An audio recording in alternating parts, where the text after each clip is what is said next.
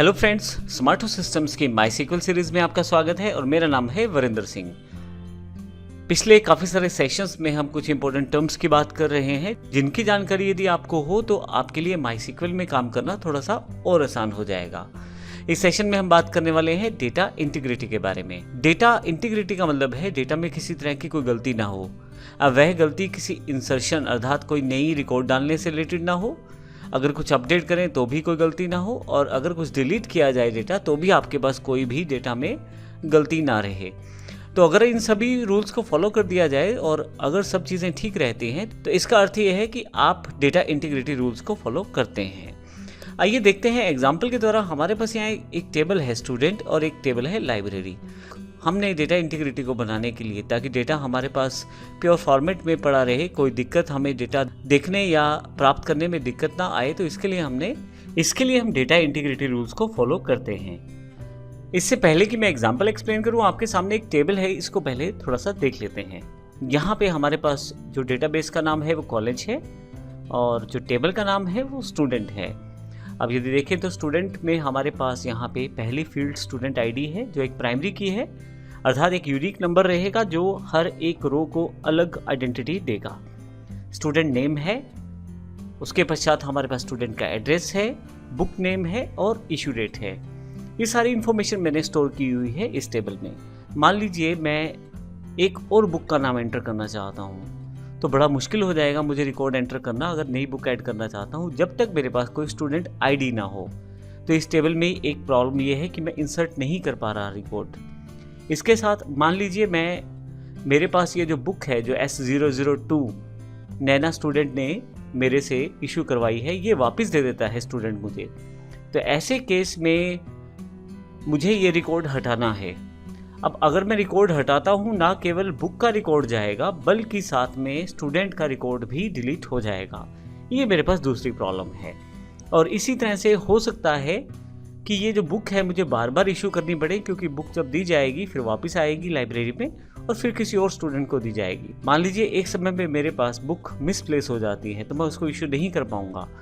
लेकिन अगर मैं उसको लाइब्रेरी से ही हटाना चाहता हूँ, क्योंकि मिसप्लेस हो गई है तो लाइब्रेरी के इंडेक्स से हटाना चाहता हूँ, और अगर हटाने की कोशिश करूँगा तो मैं हटा नहीं पाऊँगा, क्योंकि आप यदि बुक को हटाना चाहेंगे तो S002 का रिकॉर्ड भी साथ में चला जाएगा, साथ में नैना का रिकॉर्ड, एड्रेस इत्यादि, ये सारा डेटा डिलीट हो जाएगा। तो ऐसे केस में हमें डेटा इंटीग्रिटी रूल्स को फॉलो करते हुए अपने डेटा को आसान बनाना होता है समझने में।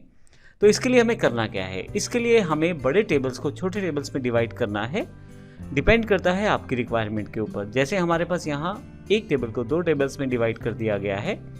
पहला टेबल स्टूडेंट, जिसमें स्टूडेंट का यूनिक रिकॉर्ड है, जिसमें नाम है, एड्रेस है, और दूसरा रिकॉर्ड है लाइब्रेरी का, जिसमें लाइब्रेरी का रिकॉर्ड है। लेकिन इन दोनों में एक रिलेशन भी क्रिएट किया गया है जो फॉरेन की के द्वारा किया जाता है।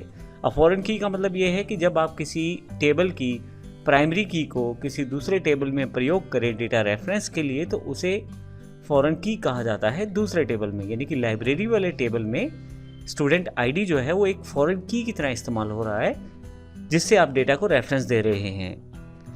अब यहाँ रेफरेंस देने का बेनिफिट क्या रहेगा? रेफरेंस देने का बेनिफिट ये रहेगा कि सपोज करें, जैसे हमारे पास यहाँ एग्जांपल में है कि आपने किसी स्टूडेंट को बुक इशू किया है तो उसका रिकॉर्ड लाइब्रेरी टेबल में ही रहेगा। जैसे S001 ने हमारे पास से 2 बुक्स इशू करवाई हैं, C++ और C।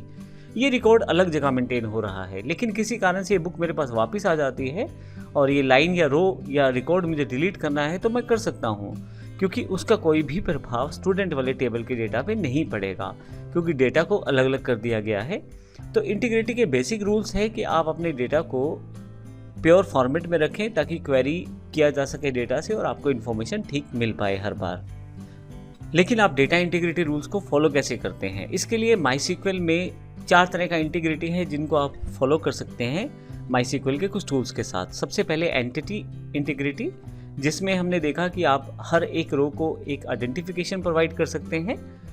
वो पॉसिबल होता है प्राइमरी की के साथ। प्राइमरी की अलग से कोई टूल नहीं है। असल में आप एक पर्टिकुलर कॉलम को एक ऐसा रिकॉर्ड नंबर प्रोवाइड करते हैं जो अलग रहता है हर लाइन के लिए। तो ऐसी फील्ड्स जहाँ पे आप रो को यूनिकनेस प्रोवाइड कर सकते हैं उसे हम प्राइमरी की फील्ड या कॉलम कहते हैं।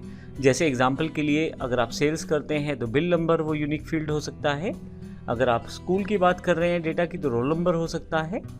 और यदि आप किसी हॉस्पिटल की बात कर रहे हैं तो पेशेंट नंबर हो सकता है। तो एक कॉलम अलग से बन जाएगा जो आपके हर रो को एक अलग नंबर देगा।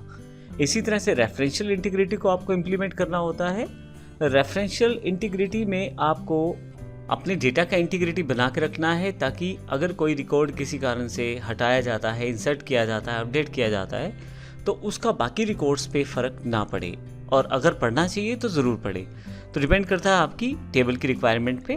रेफरेंशियल इंटीग्रिटी से हम ये पॉसिबल कर सकते हैं। और इसके लिए फॉरेन कीज़, यानी कि एक टेबल की प्राइमरी की को जब किसी दूसरे टेबल में प्रयोग किया जाता है उसे फॉरेन की कहते हैं। हम इसका प्रयोग करते हैं रेफरेंशियल इंटीग्रिटी को इम्प्लीमेंट करने के लिए। नेक्स्ट पार्ट में आते हैं डोमेन इंटीग्रिटी। डोमेन इंटीग्रिटी का मतलब है कि आप कुछ पर्टिकुलर फॉर्मेट, कुछ पर्टिकुलर टाइप या कुछ पर्टिकुलर रेंज ऑफ वैल्यूज़ के साथ डोमेन इंटीग्रिटी को इम्प्लीमेंट कर सकते हैं। जैसे उदाहरण के लिए आप ये तय कर सकते हैं कि अगर कोई फ़ोन नंबर स्टोर किया जाए तो कितने डिजिट्स का हो। यूज़र डिफाइंड इंटीग्रिटी को भी आप फॉलो कर सकते हैं। यह डिपेंड करता है आपके बिजनेस रूल्स पे। आपके बिजनेस में अगर कोई स्पेसिफिक रूल को फॉलो किया जा रहा है डेटा एंटर करते समय, तो उस रूल को आप इम्प्लीमेंट कर सकते हैं यूज़र डिफाइंड इंटीग्रिटी के साथ। तो इस तरह से इन इंटीग्रिटी रूल्स को फॉलो करते हुए बड़ी आसानी से माईसीक्वल के डेटा का प्योरनेस बना के रख सकते हैं, ताकि जब क्वेरी किया जाए माईसीक्वल से तो जो डेटा है वो बिल्कुल सही और एक्यूरेट प्राप्त हो। तो इस सेशन में हमने डेटा इंटीग्रिटी के बारे में बात की है। अगले सेशन में हम एक और इम्पोर्टेंट टर्म नल की बात करेंगे, NULL, जिसका एक इम्पोर्टेंट रोल है माईसीक्वल में। धन्यवाद।